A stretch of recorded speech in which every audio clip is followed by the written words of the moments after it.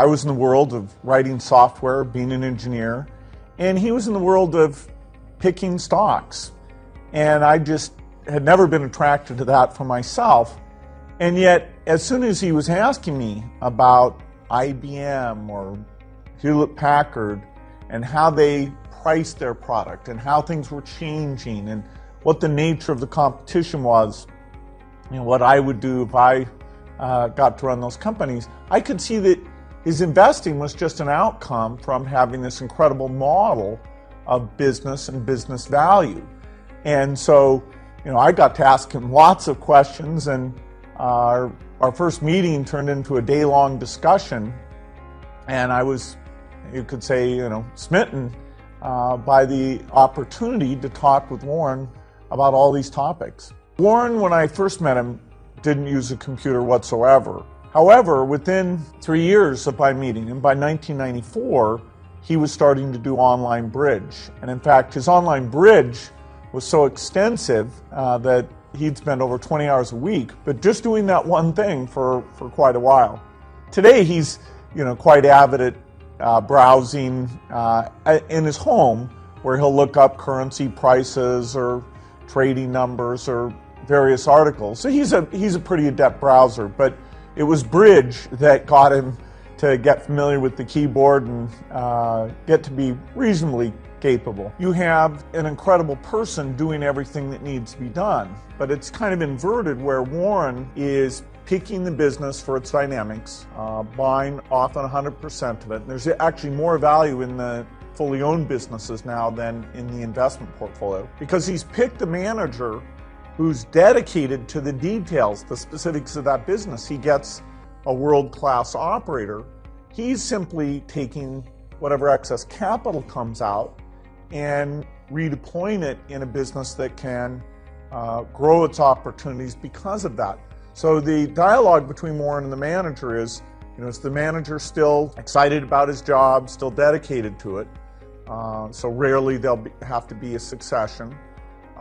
And then the capital issue. Does that person want more capital than they've made because they have opportunities, or are they generating capital? And then Warren takes and spreads that around the different things inside the company. So Warren does what Warren is incredibly good at, including picking that person, but it doesn't include knowing the pricing of the jewelry or the, should there be a new box of candy brought out or anything like that. It's always amazing. You can describe a business to Warren in 10 or 15 minutes and he'll know what the key things to ask and look for are. He doesn't need massive briefing on something. In fact, one time when we took Warren to visit Microsoft, he was here for the weekend, and I thought, geez, we should show him around. He'd be interested to see it. So after we'd spent about a half day doing it, he says, now I've toured Microsoft more than any business that I own.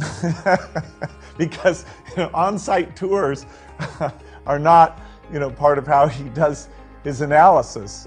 I've learned so much from Warren, I can no longer tell exactly which things I'm just following the master versus showing a little bit of initiative on my own. But even beyond any sort of investing thing, just the idea of keeping your schedule simple, trying to spend your time on the things that you're good at, that you enjoy doing.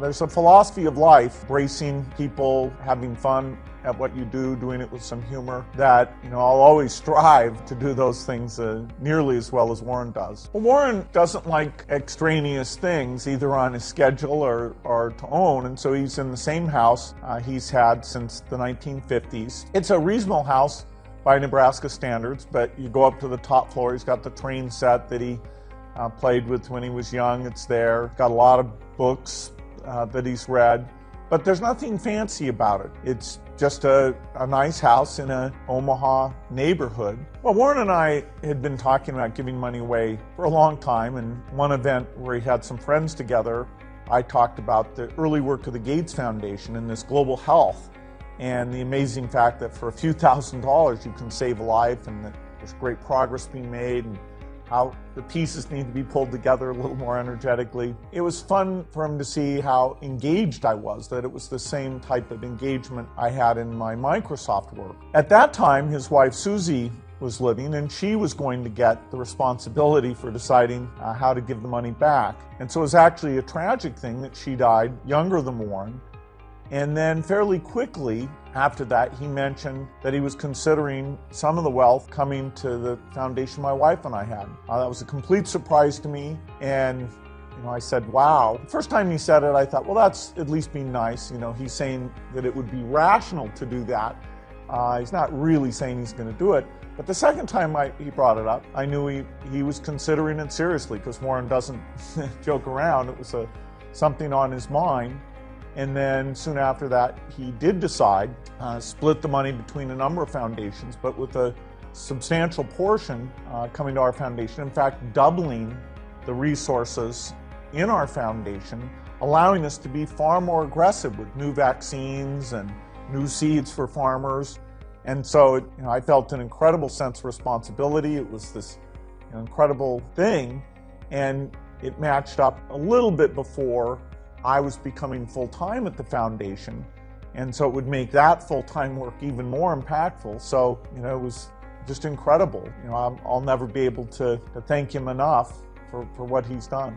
I've been meeting with some people who are rich and asking them how they think about these things, and what kind of giving has been exciting for them. And I'd love it, and I know Warren would love it, if in sharing our enthusiasm for giving and really praising these people who are doing it, that we could kind of make it even more of a norm, get more people involved. Not taking any credit for what others would do at all, but simply share best ideas and have people immediately, when they get large portions, starting to think of what their unique kind of philanthropy might look like. Warren has done so much more for me in terms of advice, helping me learn things, than I've ever done for him. So now I have this one thing, which is helping on the Berkshire board for as long as I'm around, that if I'm wanted, I will do that. It's not that he asked me, to stay forever, but I will view that as my top business priority. He's a unique leader. I can't think of anyone close. I'm sure there have been great CEOs who understood their particular company and built something phenomenal. But in terms of breadth and thoughts about business itself and how it helps society, how it should be done, Warren is singular in my view. No one will be as good as Warren Buffett. No company can expect that. But this is an unbelievable franchise. Its economic value will continue to go up. Warren calls it his painting, and he's done it in a way that it's based on principles that will endure. And so it'll be a great company. Certainly Warren is owed that, and I feel with the way he's got them set up, and the people will help out, that's going to be achieved.